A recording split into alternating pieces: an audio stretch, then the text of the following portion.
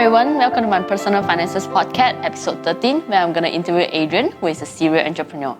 Hi everyone, today we have Adrian to be on the show. Adrian, who is a serial entrepreneur and also co-founder of Endless Fantasy Translation. Hi Adrian, welcome to the show. Hi Kat. Kat introduced me. I've started quite a number of businesses over the past decade, and I also own a backpackers hostel in Georgetown, and I also co-founded a translation group called Endless Fantasy Translations. Most of our client is based in China, but over the past 3 years, we have translated close to 100 million Chinese characters. We have garnered over 900 million views, and hopefully this year we'll be able to hit 1 billion views. Our staff is made up of people like pretty much Malaysians because we don't just do Chinese to English, we also do English to Malay, English to Indonesian, and hopefully in the future we'll do various other languages as well. Cool. So Adrian, what are the biggest challenges have you faced in your entrepreneurial journey, and what have you learned from them? I think one of the biggest challenges I've faced in the past decade is pretty much finding a good business partner, because I don't really think I can do it all by myself. And two heads are definitely better than one. And most of the time, if you are in it alone, you kind of need motivation and all that. And over the past, probably I would say 5 years, when I was more involved in all these things, I've actually had several disputes with my partners and all that. So I would say one of that, to me, is one of the largest challenges that I face in this journey, doing business. Because it's pretty difficult to find someone who is aligned with you both in both vision and mission for your company, and it really takes a turn for the worse if both of you are not aligned, you see. So I guess pretty much what I learned is that if you're gonna, because I tend to do things with a partner because it makes things easier. So the most important part for me is finding someone who can jive with you, like it's a beer test, you know. If I wouldn't go for a beer with you, I probably wouldn't partner up with you. You know, you have to gel. So statistics do show that businesses who have co-founders are more successful. Oh yeah. Adrian, could you share with us how you achieve financial independence by the age of 30? I think pretty much is because I live like a hermit. I don't spend much on entertainment. I didn't buy a new car. I used the really old Canary like that I bought 10 years back. It's still in Penang, but since then my wife has a MyPF, so we've kind of been using that to travel around. And pretty much my only expense in life is the accommodation, food, and the occasional movie or two, and that's pretty much it. Aside from that, I am pretty much a workaholic, so I don't have much time to go out. So most of my money is back then, when I was not so financially literate.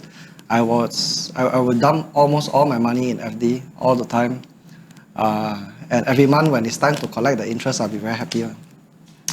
Then slowly I followed this financial blog. I think it was Mr. Money Mustache. But this guy is really hardcore. He's like he doesn't drive. He rides a bike and stuff. But I'm not that. This one. Yet. So fast forward a few years, I decided to buy several stocks in our bursa, like Nestle, and then slowly I joined a bunch of friends who also invest their money, and after I learned about this thing called the rule of 72. Like if the interest rate is X, then how long would it take to double your money? So after calculating how much money I would have, I was quite happy. So I was very gung-ho. So following that, I pretty much put all my money, anything aside from the bare minimum that I would need to survive, goes into FD, stocks, REITs, and yeah, some riskier stuff. So yeah, pretty much over the past decade or so, I have been consistently investing. I would say last time it would be about 70% of my income. Now I think it's closer to 90%. And yeah, I think that's a great contributor to like having enough passive income to survive. Like I can literally stop working today, but of course my quality of life wouldn't be as high as what it would be if I continued working lah. Probably by age 40 would be a good age to retire, I guess. Yeah. Yeah. It's interesting that you used to invest 70% of your income, Yeah. and now you're investing 90%. Yeah. And Yeah. So basically, when my income grew, my expenses stayed the same. Over the past 10 years, I'm still living like a hermit, kind of like a glamorous hermit, but a bit better lah. So that's the reason. So everything else aside from what I need in my daily life is invested according to my asset allocation. what are your life goals now, and how do you plan to achieve them?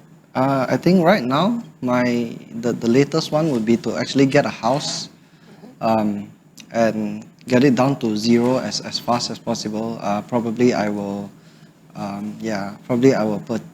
purchase a house on a flexi loan and then dump the full price of the house in, so I pay no interest, but I can like have the flexibility to withdraw the cash anytime if I need it. The next one would obviously be to retire. I follow, as I said earlier, I follow these blogs, financial independence blogs like Mr. Money Mustache quite religiously.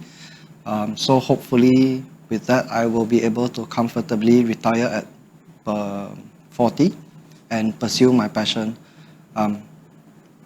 One of my dreams was always to have a cafe, like a small cafe that I can kind of like sit down and serve people food. It doesn't necessarily have to make money. If it does, it's a bonus. But if it doesn't, I enjoy cooking. That's one of my hobbies. So yeah, hopefully by going down this path and letting the eighth wonder of the world, compounding interest, do my work for me, I can achieve that by 40. What are your plans in further growing and managing your wealth?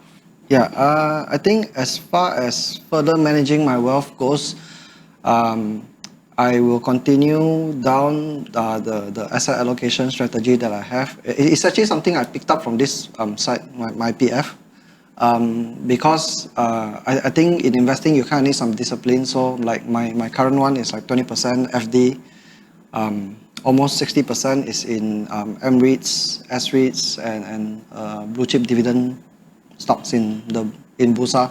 Mostly because I like seeing them paying me dividend every now and then. Makes me feel happy, and then I can reinvest that and buy even more stocks that will pay me even more dividends. It's a very vicious cycle. And then about 10% of it is in robo advisories like Stashaway and peer-to-peer lending sites like funding societies. But as of late, I am scaling down this the amount I'm investing in peer-to-peer because the default rates are getting a bit high, and also I'm taxed on the returns from there because they are not dividends. Yeah. So once I'll be able to achieve a safe withdrawal rate of like maybe 4% of an income that can sustain my lifestyle at a comfortable level on a monthly basis, I will probably shift my assets to a more defensive position, because right now most of it is in like slightly riskier assets like equities and REITs. What is the one big audacious habit or goal that you want our audience to take action? Yeah, I guess from the obvious, save and invest your money, it would be to think forward, because every 100 ringgit you spend a month, invested at 7%, compounded over 10 years, will pay you 100 ringgit per month for the rest of your life. So Adrian and I will play the random question game now, and go ahead and first. Okay. So which would you rather not be seen in? Is it Legoland or the sheer Hobbitland? Oh, definitely Legoland. I don't mind being short. I'm already short. I can fit in the Shire quite nicely. Okay. All right, now, okay, it's my turn, right? Who would you rather get personal one-on-one lessons from? Tony Fernandez from AirAsia or Kevin O'Leary from Shark Tank? I guess Tony Fernandez lah. Yeah, as everybody know, I'm a frequent traveler. Oh. So yeah, so he does change a lot in how Malaysians travel. I think. Right. I would say if it's not for AirAsia, a lot of people might not have been some people might not have been gone out of Malaysia yet. Yeah. So it is quite a successful Okay. lessons to learn from him. So, free flights? Yeah. Hopefully. Thank you, PodCats, for listening. You can find the show notes and links on our website, mypf.my/PodCat. Don't forget to subscribe and see you next week. Hasta pronto.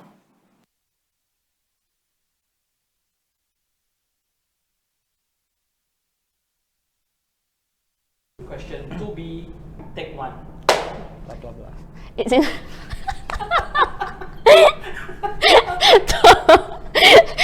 You always say take one, you blah blah blah. What? Okay.